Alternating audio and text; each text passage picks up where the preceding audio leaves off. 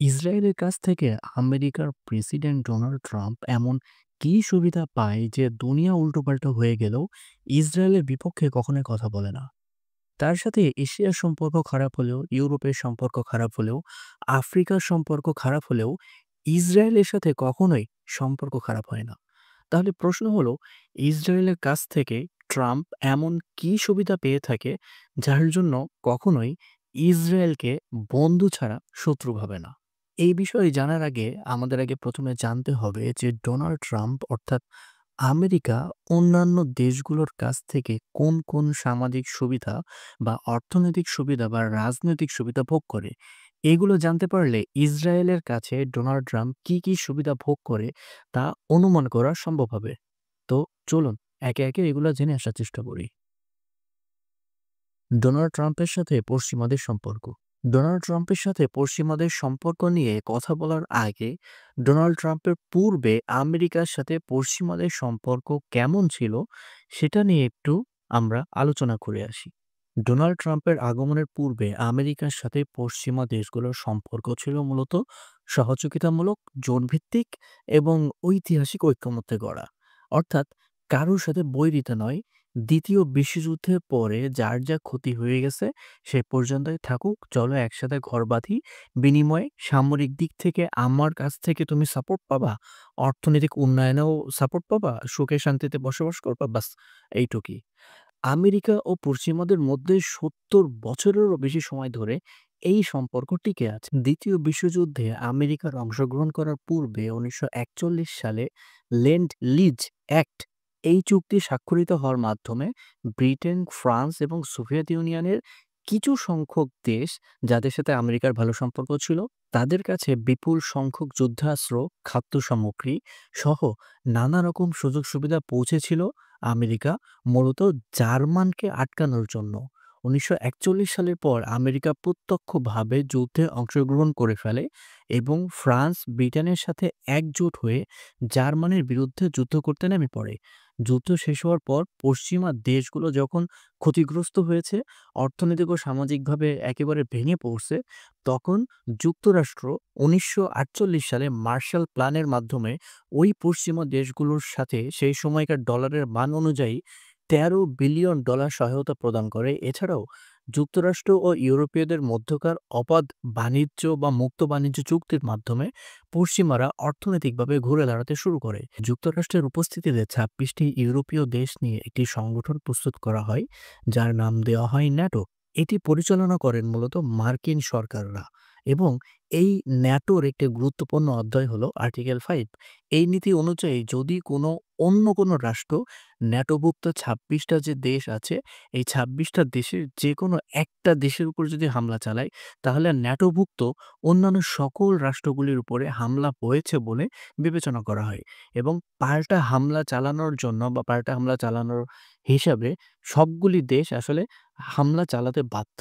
এছাড়া আমেরিকা ১৯৯০ সালে পশ্চিম জার্মানির সেই সময়কার চ্যান্সেলর হেলমেট কোহেলকে সমর্থন করে জার্মানিকে রাশিয়ার প্রভাবমুক্ত করা, আন্তর্জাতিক মুদ্রা তহবিল IMF প্রতিষ্ঠা করা, মার্কিন ডলারকে বিশ্ব রিজার্ভ হিসেবে প্রতিষ্ঠা করা, WTO অর্থাৎ অল ট্রেড অর্গানাইজেশন প্রতিষ্ঠা করার সাথে সাথে পশ্চিমাদের সাথে আমেরিকা কিন্তু বেশ ভালো ঘনিষ্ঠ সম্পর্ক তৈরি করেছিল। বিপরীতে আমেরিকা কি কি পায় এবার সেটা একটুখানি জেনে আসি। পশ্চিম ইউরোপে আমেরিকার অসংখ্য সামরিক ঘাঁটি রয়েছে, যেমন জার্মানিতে রামস্টাইন এয়ার বেস এবং ইতালিতে আরও ঘাঁটি আছে। এই ঘাঁটিগুলো আমেরিকাকে মধ্যপ্রাচ্য, আফ্রিকা এবং রাশিয়ার নিকটবর্তী অঞ্চলগুলোতে দ্রুত সামরিক অভিযান চালানোর জন্য বা পরিচালনা করার জন্য কৌশলগত প্ল্যাটফর্ম হিসেবে প্রদান করে। অন্যথায় এত দূরে আসলে সেনা মোতায়েন করা আসলে সম্ভব হতো না। আমেরিকা প্রায়ই ইউরোপীয় মিত্রদের চাপ দিতে থাকে যেন তাদের প্রতিরক্ষা ব্যয় বৃদ্ধি করে, অর্থাৎ সামরিক সরঞ্জাম ক্রয় করে। কিন্তু মজার বিষয় হচ্ছে এই সামরিক সরঞ্জামের বিক্রেতা মূলত আমেরিকা নিজেই। অর্থাৎ আমেরিকা তাদের কাছে মূলত অস্ত্র বিক্রি করে। শুধুমাত্র অস্ত্র নয়, বিভিন্ন ধরনের মিসাইল, উন্নত প্রযুক্তির যুদ্ধ বিমান, নৌযুদ্ধের ক্ষেত্রে অত্যাধুনিক সব জাহাজ সহ বিভিন্ন ধরনের বিক্রেতা মূলত হচ্ছে এই আমেরিকা। ইউরোপীয় মিত্ররা বিশেষ করে G7 দেশগুলো বৈশ্বিক বাণিজ্যের ক্ষেত্রে মার্কিন ডলারকে কেন্দ্রীয় মুদ্রা হিসেবে ব্যবহার করে এর ফলে আমেরিকা আন্তর্জাতিক অর্থনীতিতে সবচেয়ে বড় সুবিধাভোগী হয় এবং মুদ্রাস্ফীতি ও সুদের হার নিয়ন্ত্রণ করার ক্ষেত্রে বিশেষ ক্ষমতা ভোগ করে। এছাড়া ইউরোপীয় ইউনিয়ন বিশ্বের অন্যতম বৃহৎ এবং ধনী বাজার। পশ্চিমা দেশগুলোর সাথে সম্পর্ক ঘনিষ্ঠ থাকার কারণে আমেরিকান যে কোম্পানিগুলো আছে যেমন টেক কোম্পানি বা ফার্মাসিউটিক্যালস কোম্পানি, এই কোম্পানিগুলো তুলনামূলকভাবে সহজে এবং কম বাধার সম্মুখীন হয়ে এই ইউরোপিয়ান বাজারে প্রবেশ করতে পারে। জাতিসংঘ, G20 বা অন্যান্য আন্তর্জাতিক ফোরামে কোনো প্রস্তাব পাশ করতে বা কোনো দেশের বিরুদ্ধে ব্যবস্থা নিতে হলে আমেরিকার পশ্চিমা মিত্রদের কূটনৈতিক সমর্থন প্রয়োজন হয়। অর্থাৎ এখানে পুরোপুরিভাবে আমেরিকার একটি প্রভাব আমেরিকা কিন্তু বজায় রাখে। বর্তমানে চীন ও রাশিয়ার মতো প্রতিদ্বন্দ্বীদের মোকাবেলা করার জন্য পশ্চিমা জোট রাজনৈতিক এবং অর্থনৈতিকভাবে ঐক্যবদ্ধ থাকা আমেরিকার জন্য গুরুত্বপূর্ণ। কারণ ইউরোপীয় মিত্রদের সমর্থন ছাড়া এই প্রতিদ্বন্দ্বী অর্থাৎ চীন, রাশিয়া এদেরকে মোকাবেলা করা আসলে আমেরিকার জন্য অসম্ভব হয়ে উঠত। একটু আগে যেহেতু বললাম আমেরিকা অস্ত্র উৎপাদন করে, তা বিক্রি করে নিজেদের অর্থনীতি মজবুত করে। সেই হিসেবে এই অস্ত্র উৎপাদন করতে গেলে কারখানায় যে জ্বালানির প্রয়োজন হয়, অর্থাৎ যে তেলের প্রয়োজন হয়, এই তেল কোথা থেকে আসে? এক কথায় উত্তর হলো মধ্যপ্রাচ্য থেকে। এবার জেনে আসি মধ্যপ্রাচ্যের সাথে আমেরিকার সম্পর্ক আসলে কি? মধ্যপ্রাচ্য বিশ্বের বৃহত্তম তেলের উৎস এবং তেলের দাম নিয়ন্ত্রণ করে। আমেরিকা মধ্যপ্রাচ্যের প্রধান তেল উৎপাদনকারী দেশগুলোর সঙ্গে ঘনিষ্ঠ সামরিক ও কূটনৈতিক সম্পর্ক বজায় রাখে, যাতে তেলের সরবরাহ নিরবিচ্ছিন্ন অবস্থায় থাকে। তেলের মূল্য আমেরিকার অর্থনৈতিক স্বার্থের জন্য সহনীয় পর্যায়ে থাকে। এই জন্যে মূলত মধ্যপ্রাচ্যের দেশগুলোর সাথে আমেরিকা ভালো সম্পর্ক বজায় রাখে। বিশ্বের বেশিরভাগ তেল কেনাবেচা হয় মার্কিন ডলারে, অর্থাৎ পেট্রো ডলার সিস্টেমের মাধ্যমে। আমেরিকা মধ্যপ্রাচ্যের সঙ্গে সম্পর্ক বজায় রেখে তেলের বাণিজ্যে ডলারের এই আধিপত্যকে শক্তিশালী করে, যা আমেরিকান অর্থনীতিকে স্থিতিশীল রাখে। আমেরিকা তার মিত্র দেশগুলো যেমন সৌদি আরব, কাতার এসব দেশগুলোর কাছে বিপুল পরিমাণ সামরিক সরঞ্জাম ও অস্ত্র বিক্রি করে। এর ফলে আমেরিকার প্রতিরক্ষা শিল্প লাভবান হয় এবং এই দেশগুলোর সামরিক সক্ষমতা আমেরিকার প্রযুক্তির উপর নির্ভরশীল থাকে। এর ফলে আমেরিকা গাছের আগাও খাইলো, তলারও কুড়ালো। এখানে কিছু গুরুত্বপূর্ণ বিষয় আছে যেগুলি আসলে আমরা অনেকেই জানি। সেগুলি হলো যে ডোনাল্ড ট্রাম্প ক্ষমতায় থাকতে চায়। এটা তো আমরা সকলেই জানি। এজন্য তিনি মেক আমেরিকা গ্রেট এগেইন এই যে একটা নীতি, এই নীতি বাস্তবায়ন করার জন্য উঠে পড়ে লেগেছিলেন। কিন্তু এই নীতি বাস্তবায়ন করতে গিয়ে তার জন্য সবথেকে বড় হুমকি হিসেবে দেখেছেন ইসলামী বাহিনীর উত্থান। কারণ একমাত্র ইসলামী বাহিনী বা একমাত্র ইসলাম গোষ্ঠী তারাই যারা ট্রাম্প বা আমেরিকা বা পশ্চিমা সংস্কৃতিকে একদমই সাপোর্ট করে না। পশ্চিমা সংস্কৃতি ইসলামকে কলুষিত করবে এবং এর জন্য ইসলামের পক্ষ থেকে ইরান ট্রাম্পের বিরোধিতা করে। ফলে ইরানের সাথে পশ্চিমা বিশ্বগুলো এবং আমেরিকা মুখোমুখি অবস্থানে রয়েছে। এখন ট্রাম্পের এই নীতিগুলো বন্ধ করার জন্য ইরান আবার রাশিয়া এবং চীনের সাথে সম্পর্ক উন্নয়ন করেছে। ফলে ডোনাল্ড ট্রাম্প আশঙ্কা করছেন যে ইরানের যদি উত্থান হয় তাহলে আমেরিকার যত বাণিজ্য, যত আধিপত্য সবকিছু আমেরিকা থেকে ছুটে গিয়ে ইরান, রাশিয়া, চীন জোটের হাতে চলে যাবে।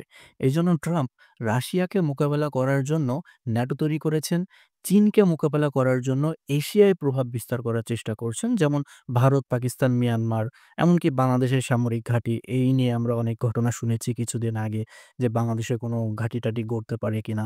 ঠিক এমনভাবেই ইরানকে আটকানোর জন্য তিনি ইরানের অর্থাৎ মুসলিমদের ঠিক বিপরীত শক্তি ইহুদিদের সাথে হাত মিলিয়েছেন।